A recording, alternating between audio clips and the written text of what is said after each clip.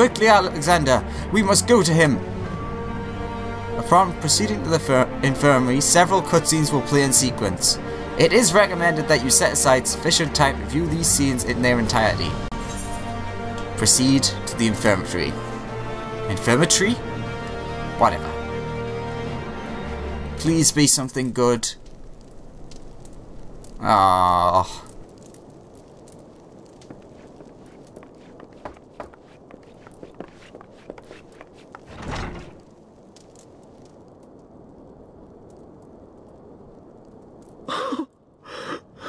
Estinian.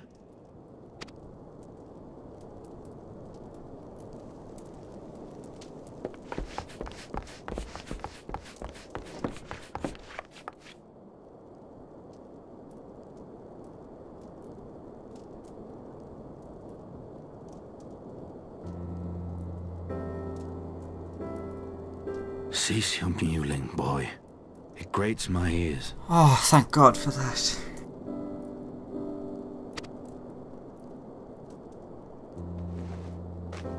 Forgive me. When I saw you awaken, I could not... It was such a relief. We feared you might never wake up. Now, Estinian.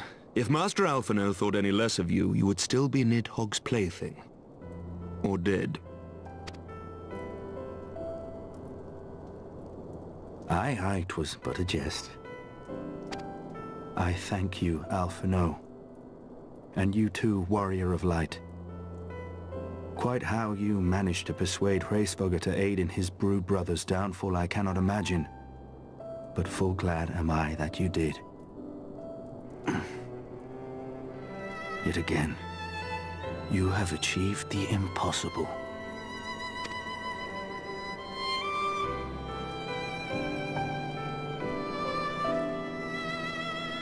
I, for my part, owe you an apology. When last we met, I did willingly loose an arrow at your heart. Can you forgive me? There is naught to forgive, Hameric. You but acted in defense of Ishgard as is your duty. Were you any less single-minded about it, I would not follow you into battle, nor trust you at my back. Besides, I had come to the selfsame conclusion, that I would have to perish for Nidhogg to be stopped. So let us dispense with the hand-wringing. I have heard enough mewling for one day. Oh!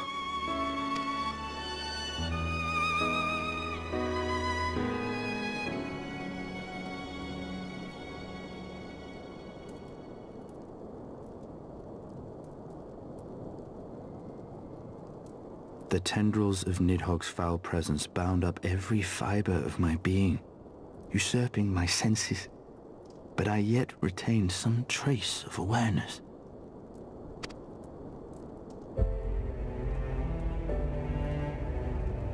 The worm's mind was as a vast and tumultuous sea.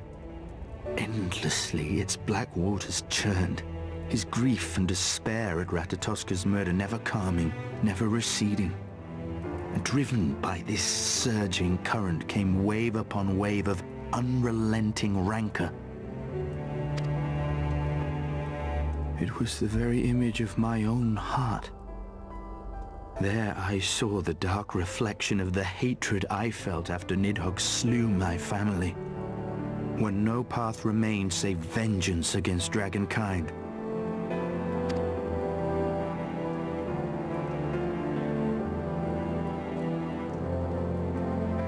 Neither one of us had a choice.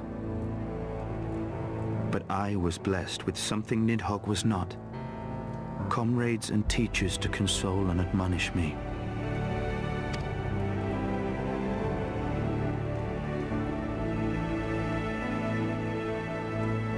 Had I not had them to gainsay my obsession, it would surely have consumed me as Nidhogg's did him, and we would have been in all respects alike.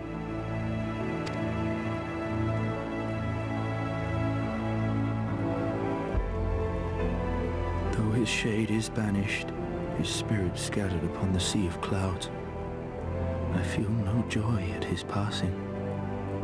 Where once I craved vengeance, I now crave rest.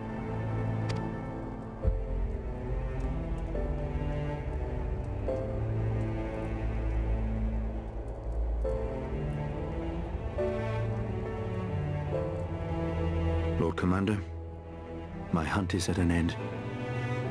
I would lay down the mantle of Azure Dragoon.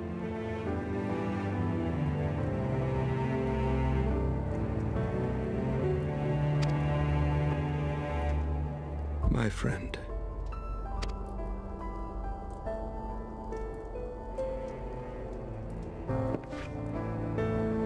He has tired himself with too many words.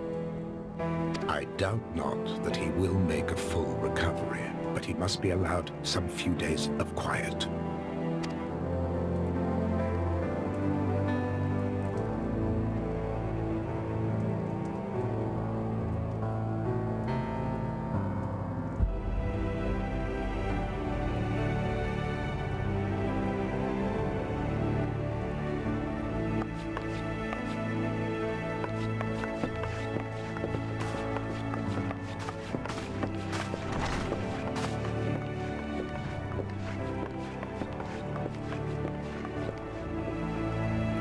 I too must see my path to its end. Sleep well, my friend.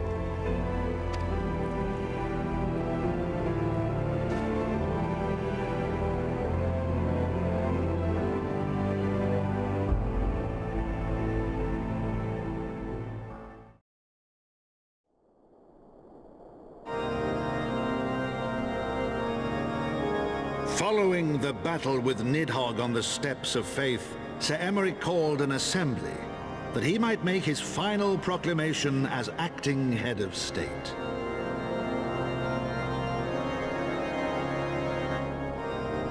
'Twas there, with one decree, that the 1,000-year rule of the archbishops was ended, paving the way for a new republic. The governance of Ishgard would now be placed in the hands of high and lowborn alike, their ranks represented by the newly founded House of Lords and House of Commons. Church was separated from state. The foundation for change had been carefully laid, and the reforms proposed by Ishgard's new government passed into law without incident. His duty done, Emeric de Burrell gladly stepped down from the Archbishop's dais, only to be raised unto the highest seat in the House of Lords.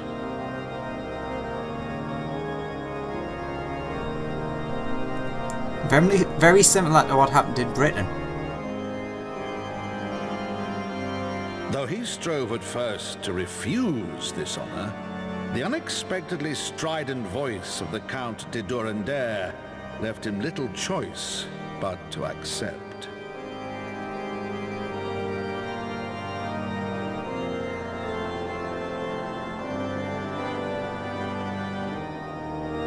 And so it was that the winds of gentle revolution came to stir.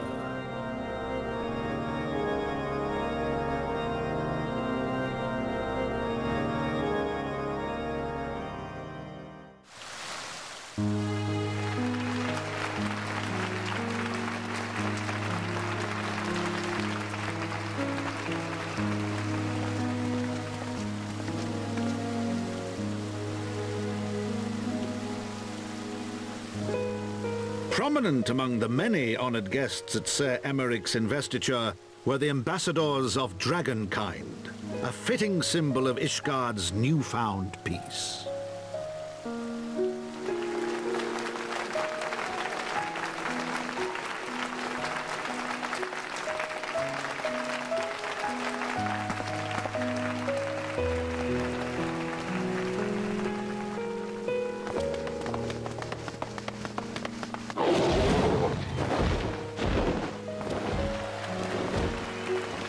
The people looked on in awe as he soared through the heavens on Dragonback. And by their cheers did they hail him an Azure Dragoon for a new age.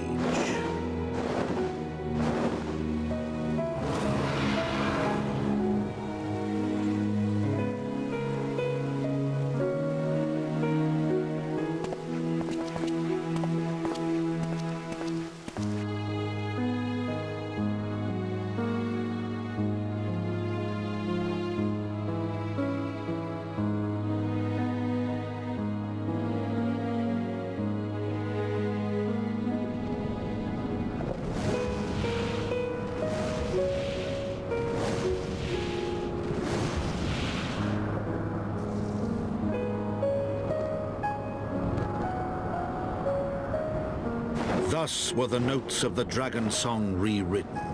The din of war giving way to a rising litany of peace and hope.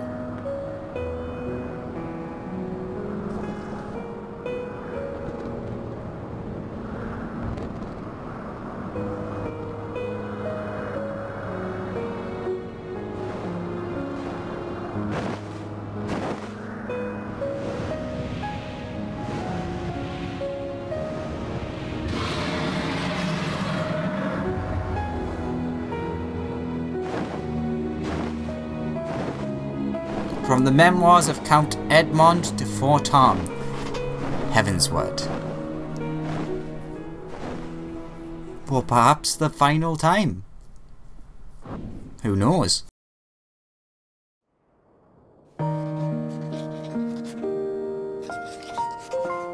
And there he is writing said memoirs.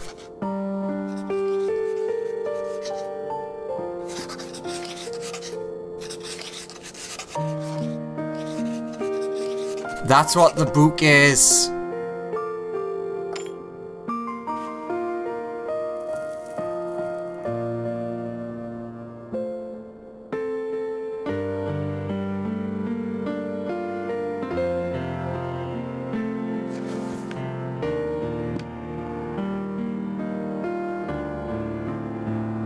Heavensward.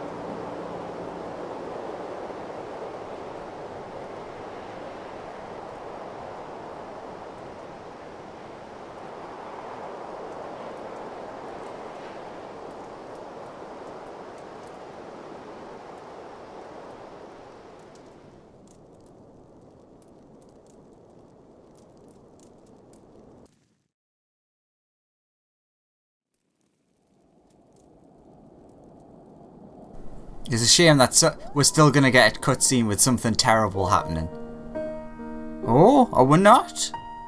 No, it's after you finish the quest. It always is. I know your game.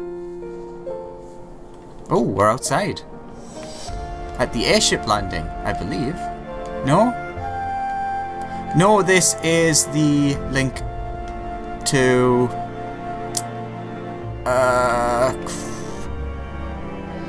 I can't remember what the name of it is. Falcon's Nest.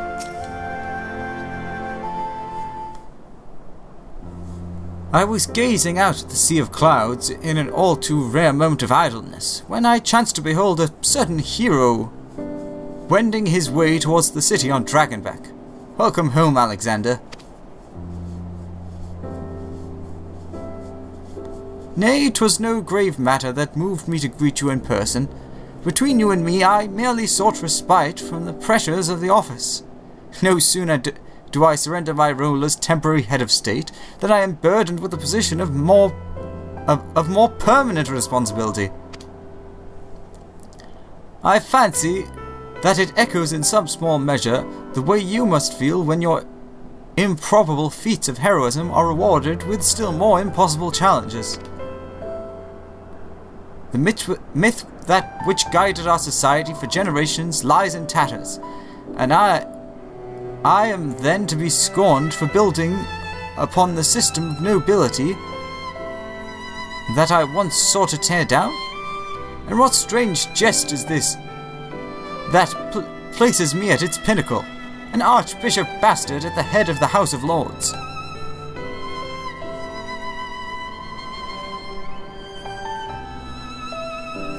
Ah, but these questions are for me to answer. It is not in man's nature to change overnight. This I learned through painful experience, and it was this hard lesson which convinced me to take the path which we now follow. Even as we rebuild the bridge between man and dragon, we must reimagine Ishgard, one carefully placed stone at a time.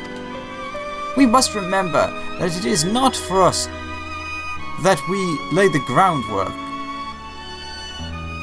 but for the men and women that our children will become. May their towers rise proudly from the fundament of our legacy.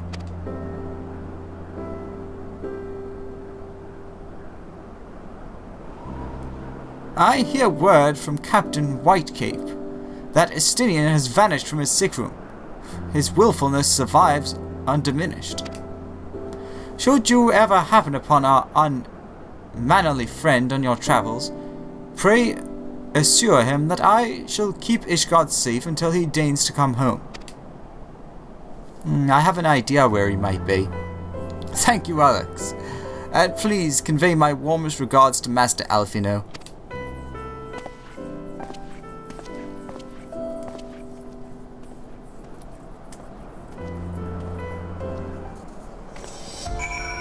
And back to House Fortam Manor. I have a feeling, I could be wrong, but I have a feeling he may be at a certain important gravestone.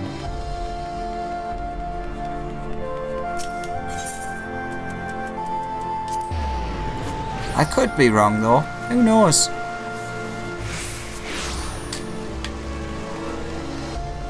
Alright, let's go and let's finish this up. Shall we? Yes, please show me inside, sir.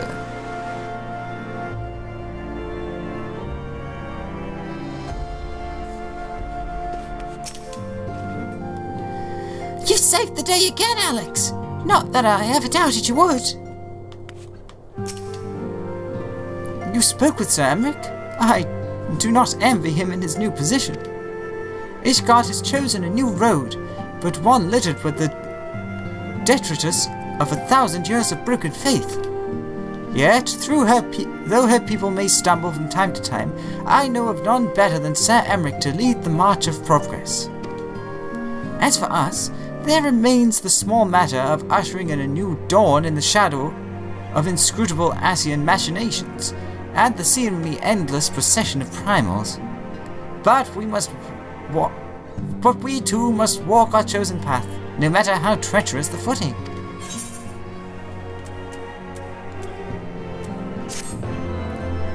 Come on, I know there's gonna be something.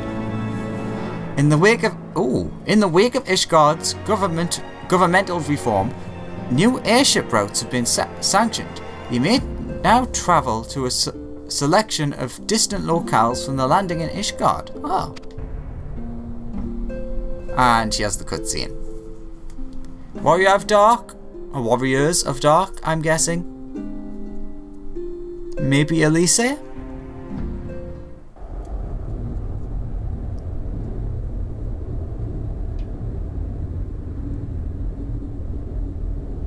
Well, there's a Warrior of Dark. Or Darkness. Oh, god damn it! I knew it!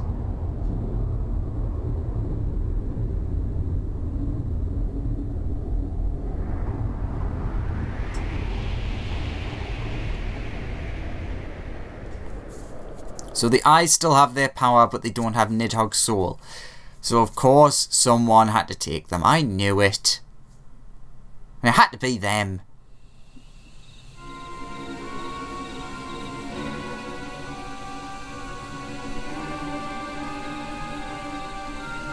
Elidibus? Been a while.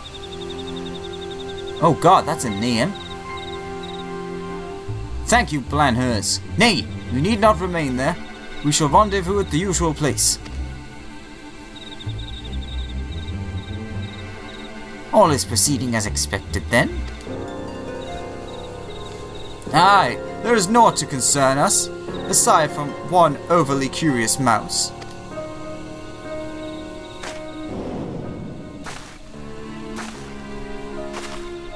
Well, there's Elise here.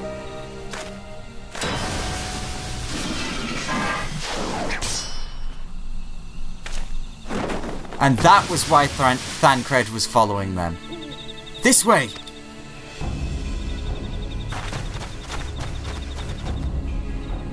him again! It is of no moment. They will play their part and we will play ours. Ah, but now we have a way of finding out that Urianger has been working with the enemy.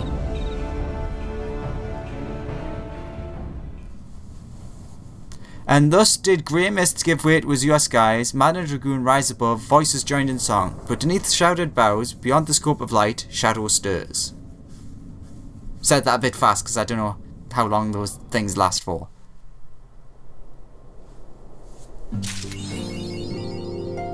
Floor the Horde. Badum-tish.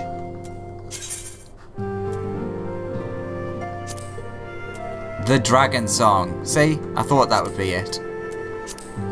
And... oops. Let's do that. We can... ooh. Oh my god, I had the wrong weapon equipped this whole time! Oops! Should have had that equipped. I mean... they're not super different, but I did lose out on 114 critical. Oops. Of all the things to discover right now! Oh, but on the upside, that does mean that I did the entire of the ending of the Dragon's Son War with Annie. That's nice. Anywho, it's not why I came in here, but since I am here, I can actually... oh, it doesn't have the house crest. I can show off the coat that we're given. Oh, the back of that's really nice.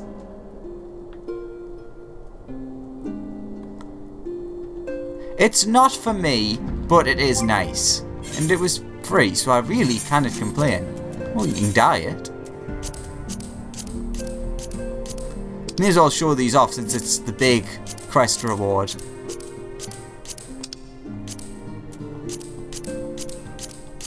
And no, if you are wondering, we are not done there. There is one bonus little thing I want to do after. Let's just get through these first.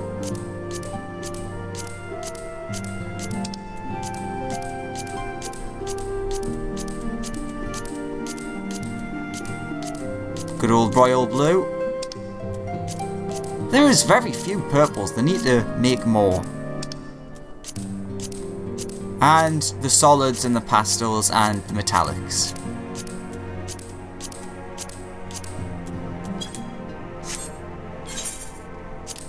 Oops, wrong one. Okay, inventory. We received the Dragon Song Orchestral Roll, which is pretty awesome, and the Wind Up Emmerich, which I read earlier.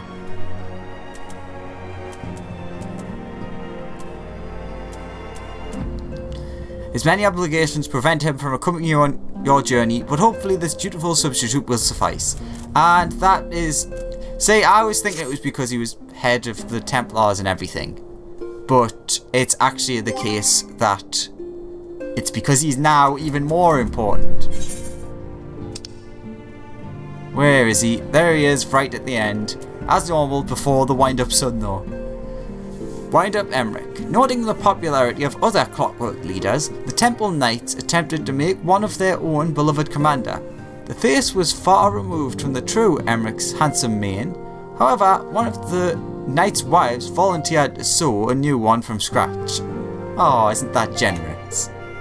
Ah, I can't summon minions here, so I'll do that outside. But I believe this is the quest that we want to be doing.